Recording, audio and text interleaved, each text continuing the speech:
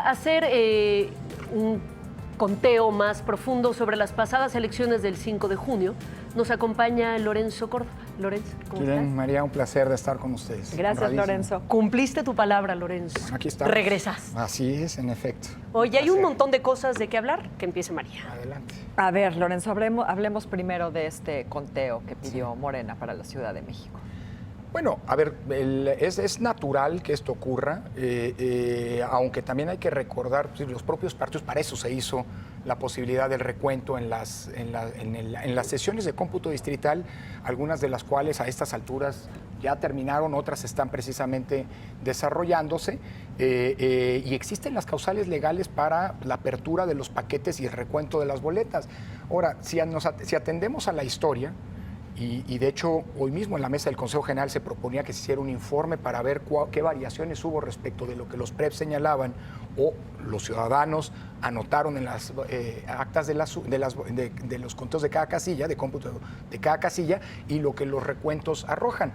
Si atendemos a la historia, la verdad las variaciones son marginales. Son mínimas. Y lo que se ha venido demostrando es que los ciudadanos que son insaculados, que son nuestros vecinos, que no es gente que esté precondicionada necesariamente en contra o en favor de alguien, pues cuentan los votos y en todo caso lo que se identifican son errores marginales, no sistemáticos, que no tienen ningún tipo de intencionalidad, sino que son pues, naturales al cabo de una jornada electoral. En todo caso, la instrucción que tienen los consejos distritales de la Ciudad de México, del INE, pues es que se proceda con una lógica de máxima apertura, porque pues, no hay absolutamente nada que esconder, porque estamos convencidos que los ciudadanos que contaron los votos la noche del domingo lo hicieron bien. Lorenzo, hablemos del abrumador abstencionismo. Estuvo cerca... En la Ciudad de México. En la Ciudad de México. Del 20%, ¿cierto? No, 28, un poquito arriba del 28% de participación. Nos decían que un buen resultado hubiese sido entre el 30 y el 40. Pero me parece que para conformar una asamblea constituyente tenemos la posibilidad de ir a votar y los ciudadanos pues no asistieron a las urnas. Yo conozco gente que estuvo como presidenta de casilla y decían que había mucho abstencionismo de entrada, ¿no? Sí. Y que quienes acudían eran sobre todo las personas mayores. Bueno, yo creo hay que relativizar, Kiren, lo que significa una buena o mala participación. Hace algunas semanas había quien decía que no se especulaba sobre que no llegaríamos al 20% de participación, y una vez más se superó lo que era Vox Populi, digamos, entre el ámbito de la opinión pública. Si comparamos estas elecciones con la participación que se tuvo en las últimas elecciones de presupuesto participativo o bien en las elecciones vecinales de la Ciudad de México, pues que andan oscilando entre un 6 y un 8% de participación, eso es ridículo. Un éxito. A ver, pero no usemos eso como referente. Calculemos que queremos armar una constitución, ¿no? Estamos hablando de una elección absolutamente inédita, que no formaba parte del calendario ordinario, es decir, los ciudadanos de la Ciudad de México antes, en diciembre, no sabíamos que íbamos a ir a las urnas el pasado domingo. Es una elección que se armó en apenas 4 meses y medio, cuando una elección normalmente se arma en 9 meses.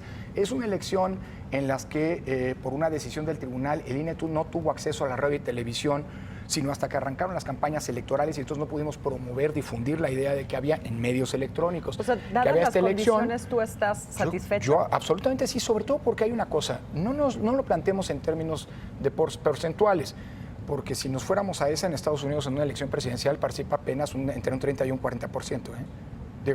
Cada país, México es, como hoy decía en la mañana representante de un partido, un país de participación media. ¿Pero dirías que el abstencionismo fue resultado de la ignorancia? Mira, quiero decir, o de la indiferencia. A ver, yo creo que no es responsabilidad de la autoridad electoral la cantidad de gente que va a votar. También depende de la oferta política que había. Y un dato adicional, es que déjame voltearlo. No lo hablemos en términos porcentuales, porque hablar de un 28% puede parecer una cifra pues absolutamente descorazonadora. Ahora, estamos hablando de 2 millones de ciudadanos mexicanos de la Ciudad de México que fuimos a votar. 2 millones de capitalinos que estamos sentando la base para elegir a 60 diputados constituyentes que van a redactar la Constitución. Siendo esta una elección absolutamente inédita, que no tiene ningún mecanismo de comparación, no es una mala participación. Yo no la desdeñaría, como no desdeño el hecho de que haya 2 millones de ciudadanos de la capital que fuimos a decidir en las urnas. Pero son puntos de vista y no es que esté en una lógica de justificación. lo que sí hay que también señalar es que hubo algunos medios que irradiaron la noticia del constituyente de sus espacios noticiosos. Allí está el monitoreo de medios de noticieros que hizo la UNAM, la Facultad de Ciencias Políticas de la UNAM, y podemos constatar que hubo en algunas señales en las que, jamás voy a decir que hubiera habido una línea editorial o qué sé yo. El caso es que prácticamente no se mencionó el hecho que va a haber una ciudad. Bueno. Oye, Lorenzo, con respecto a los PREPs, ¿no? Sí, un problema en esta elección fue el flujo lentísimo de la información cuando estaba saliendo otro tipo de información de las encuestas de salida y bla, bla. Yo quiero preguntarte particularmente por el de Sinaloa, porque Sinaloa les debe la elección. Sí. Porque por eso hicieron, a ver, cuéntanos la historia. María, pero bueno. Espero que se las pague. Nosotros planteamos al arranque, eso ya está cubierto. Nosotros planteamos por primera vez una serie de medidas que iban a tener que cumplir todos los PREPs en nuestra lógica de autoridad nacional. Por ejemplo, todos los PREPs, y esto es la primera vez que ocurre en todo el país, no solamente reflejaban, digámoslo así, las cifras tomadas de las actas de escrutinio y cómputo de las casillas, sino además también la imagen de dichas actas. De modo tal que por primera vez el ciudadano puede constatar que lo que el PREP refleja no es producto de lo que alguien quiso que dijera, sino lo que está asentado en cada una de las actas. Y esto es un asunto de certeza que nos ha funcionado muy bien en las elecciones federales y que, déjame decirlo así, le impusimos como condición a los órganos locales que realizaban sus PREPs. Nosotros recomendamos también que se hicieran conteos rápidos, porque no podemos pretender que el PREP sea un flujo de información necesariamente rápido. Por eso los PREPs quedan abiertos 24 horas desde que se abren a las 6 o bien a las 8 de la noche del día de la elección hasta las 6 o las 8 de la noche del lunes siguiente. Si tú atiendes a los datos de cierre, tenemos datos que son muy sorprendentes. Para bien, en 6 estados, los PREPs reportaron el 100% de las actas. En otros 3 se reportó entre el 99% y el 100%. En otros 3 adicionales, entre el 95 y el 99%. Es decir, que estamos hablando de rangos en los que normalmente los PREPs no siempre reflejan el 100%. No estuvo más los PREPs lento. No estuvieron mal. Hay PREPs que fueron más lentos en el flujo de información y eso se debe a muchas razones. Entre otras, por ejemplo, al hecho de que ahora había que escanear las actas y no solamente capturar los resultados. Por eso era pertinente que se hicieran conteos rápidos. Si ustedes piensan en Zacatecas, en Veracruz, sobre todo, el conteo rápido de Oaxaca tardó en llegar y hay que analizar qué pasó. Bueno, se disiparon, la incertidumbre de las horas posteriores a la elección, aun cuando, y esto es algo para los encuestadores, hay una discusión abierta, porque se hizo un uso, creo que abusivo, de mecanismos que por su propia naturaleza son falibles, son inciertos, como las encuestas de salida. Como nunca. ¿Por qué?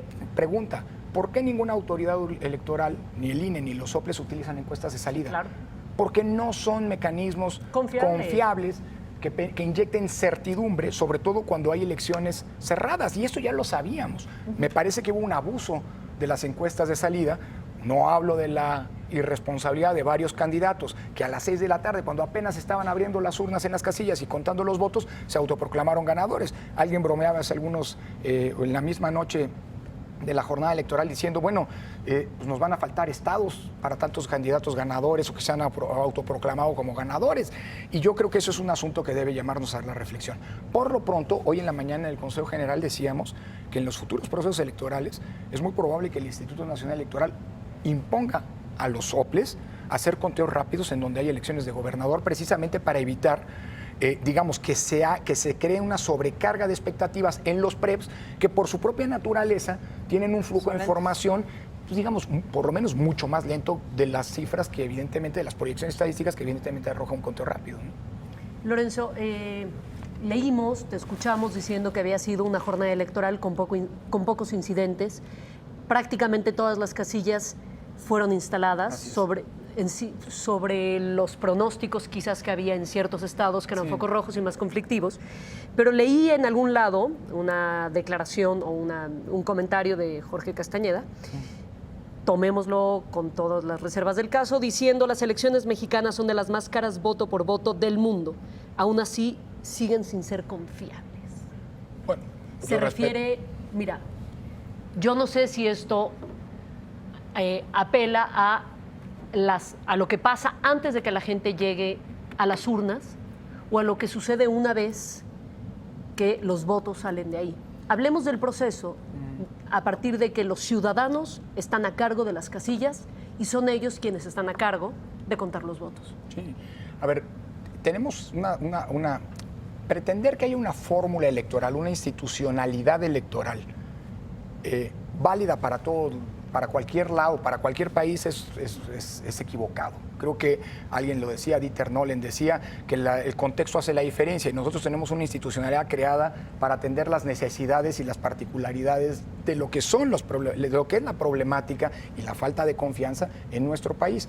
Puntos de vista, porque en el mundo, déjame decirlo así, en muchos países de América Latina, de Europa e incluso de Estados Unidos, la institucionalidad electoral mexicana es envidiada. Y el prestigio internacional que tiene el Instituto Nacional Electoral con todo lo que representa no es menor. Son caras las elecciones, no sé si haya un país del mundo en donde tengamos un índice de desconfianza, digamos, sistemática como la que tenemos en México. Y evidentemente esto ha llevado a crear una serie de medidas que evidentemente generan costos, ¿no?, de operación, en fin, para poder inocular esa desconfianza. Yo creo que las elecciones del domingo nos cuesta deben nuestra dar tranquilidad. Pero nos dan una lección a todos. Durante meses se hablaba de focos rojos. Cuando el Instituto Nacional Electoral decía que la organización iba avanzando, nos tachaban de vivir en otro país, en una realidad paralela. Bueno, veamos lo que pasó el domingo. De más de 68,000 casillas, solo 16 dejaron de instalarse. Estamos hablando del 0.02%.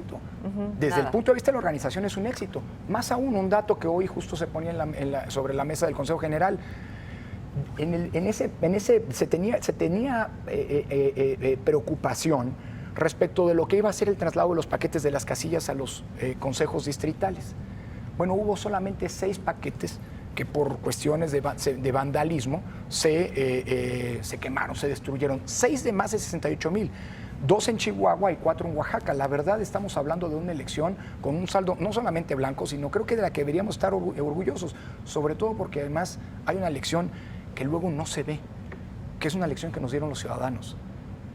El grado de aceptación y además de responsabilidad con la que actuaron los funcionarios de casilla, realmente es muy sorprendente, habrá que hacer un análisis, pero tenemos una tasa de aceptación y de efectivamente participación de estos ciudadanos que fueron funcionarios muy alta, que no veíamos en elecciones, en las elecciones más recientes, por un lado. Y luego, por otro lado, pues miren, los ciudadanos salieron, votaron, y con su voto decidieron quién continuaba en el poder y en dónde había alternancia. Y eso es un asunto no menor. Sí hay una apropiación cada vez mayor de los ciudadanos estos desencantados, los que se dice que no van a votar y demás, pero que hoy fueron, votaron y por las razones que sea decidieron el futuro político de sus entidades. Lorenzo, hay otro tipo de incidentes electorales. Pocos en esta última elección, pero siempre, bueno, hay quien no cumple las reglas, ¿no? Frente a la mitad de los candidatos que no rinden cuentas, que no entregan reportes de lo que gastan y lo que ingresan, frente a candidatos que son candidatos a pesar de que en una primera instancia les habían retirado la candidatura. A finales de este año se renueva el Tribunal Electoral. Mucha gente ha hablado del INE como un árbitro sin tarjetas, ¿no? O con puras tarjetas amarillas. Hay la posibilidad de que cuando se renueve el tribunal fluya, digamos, que esta relación de otra manera o siempre, porque alguien nos los decía, me parece que el exconsejero Figueroa nos decía, entre el INE y el Tribunal Electoral siempre hay diferencias hasta profundas de criterio, ¿no? ¿Cómo ves tú la próxima renovación del tribunal en ese sentido, en esa línea? Mira, yo creo que cuando el INE y el tribunal se hablan en el respeto respectivo de sus propias competencias, entendiendo que el tribunal es un órgano que revisa el trabajo del INE cuando hay impugnaciones sobre las decisiones que este último toma, cuando hay una buena comunicación y se logra poner sobre la mesa no solamente los argumentos que están en el expediente, sino los contextos que nos llevaron a tomar una serie de decisiones, ha habido decisiones, digamos, que se han acompañado. Ha habido un acompañamiento muy positivo. Solía decir don José Luis de la Pesa, expresidente ya fallecido por supuesto, del Tribunal Electoral, que cuando al IFE entonces le iba bien, al tribunal le iba bien. Yo creo que la comunicación, eso que algunos llaman diálogo entre cortes, la comunicación entre el INE y el tribunal que existe, siempre tiene espacios de mejora. Y yo creo que lo que tenemos ahora es una relación que fluye, pero que está sobrecargada. Es decir, la cantidad de temas, de asuntos que llegan al tribunal, vuelven particularmente compleja la comunicación fluida. Y en ocasiones no es tanto, lo digo de manera autocrítica, porque somos parte, digámoslo así, de esa comunicación, uno de los actores de esa comunicación, pues empieza a haber diferencias de criterio y demás. Yo creo que a finales de este año va a ser muy importante, con la renovación del tribunal, que revisemos, sin un caso específico en concreto, una serie, cuáles han sido los criterios que tanto el INE como el tribunal hemos venido construyendo, tanto para sancionar a partidos políticos, como para, por ejemplo, regular el tipo de propaganda electoral. Yo siempre he sido proclive a que haya una maximización de la libertad en el tipo de las campañas. Para eso los partidos tienen espacios para responderse y demás. Y creo que es un buen momento para hacer un balance de los criterios que hoy tenemos y sobre todo, si queremos de cara al 2018 ajustar alguno de esos criterios. Lo veo siempre como una esfera de oportunidad, no para componer, quiero ser claro, una relación que no camina y que no funciona, porque camina y funciona, siempre es mejorable. A ratos. Por eso, y siempre es mejorable, estoy de acuerdo. Pero que bueno, pues que va a implicar pues, sobre todo la necesidad de ajustarnos pronto, porque tenemos la renovación del tribunal es en noviembre y estaremos ya con las campañas electorales de 4 entidades, entre ellas del Estado de México, en curso, ¿no? Lorenzo, antes de que se nos acabe el tiempo y nos la debes desde la visita anterior, la filtración del padrón electoral. ¿Cómo evitamos que eso vuelva a suceder y qué pasó? A ver, creo que queda muy claro, Kiren, tanto desde el caso aquel que se filtró hace algunos años en buscardatos.com, en un portal de Suecia, el padrón electoral, el INE determinó que había sido un partido político el que había entregado, o en todo caso donde había salido esa información, y dos casos más recientes, un portal colocado en Amazon, hay un partido que ya reconoció que habían sido ellos los que los habían colocado, y el padrón electoral de Sinaloa, el listado nominal de Sinaloa, ambos de 2015, que apareció también en un portal. Las investigaciones están en curso y habrá que deslindar las responsabilidades e imponer sanciones, creo que necesariamente contundentes, porque estamos hablando de la protección de datos personales. No es un asunto menor. Lo que sí podemos decir con todas las letras es que esa información no salió, es decir, no es producto de un hackeo o de una falta de deber de cuidado de parte del Instituto Nacional Electoral. Sino un descuido de los partidos. En el mejor de los casos, un descuido. ¿Qué es lo que hemos hecho? Porque ya tomamos una serie de medidas. Primero, a los partidos políticos ya no se les entrega la información del padrón electoral en todo tiempo como ocurría en el pasado. Hoy hay un centro de cómputo muy sofisticado, de avanzado, en donde los partidos pueden tener un acceso permanente, pero no pueden sacar ni un dato. No tiene impresoras, no tiene un USB, no tiene internet, y eso está en las oficinas de registro. Ahí los partidos pueden consultar y es pertinente que consulten los padrones. Ahora, los listados nominales que le entregamos a los partidos, después de estos casos, decidimos que ya no van a contener más que información básica, como es el nombre, la sección electoral que corresponde a ese elector, el distrito y el estado. Es decir, ya no van a tener los partidos políticos, no van a recibir en los listados que se le entregan ni datos personales como el domicilio o la clave de elector, entre otras informaciones que desafortunadamente se filtraron. Ahora, insisto, las investigaciones en curso y esto va a terminar invariablemente con sanciones. Oye, ¿ya sabemos quién te espió el año pasado? ¿Cómo va ese asunto? No, lo que sí sabemos es que pasaron dos cosas positivas a partir de entonces. Uno, eso generó, y no sé si era el propósito de quien difundió esta información,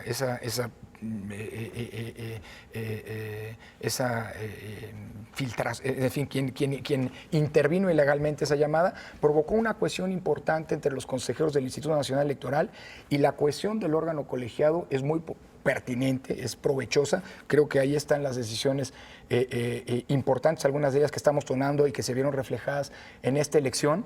Esto provoca un liderazgo mucho más consolidado en el propio instituto, y además otra cosa que ahora nos cuidamos mucho como lección aprendida de cómo utilizamos los teléfonos.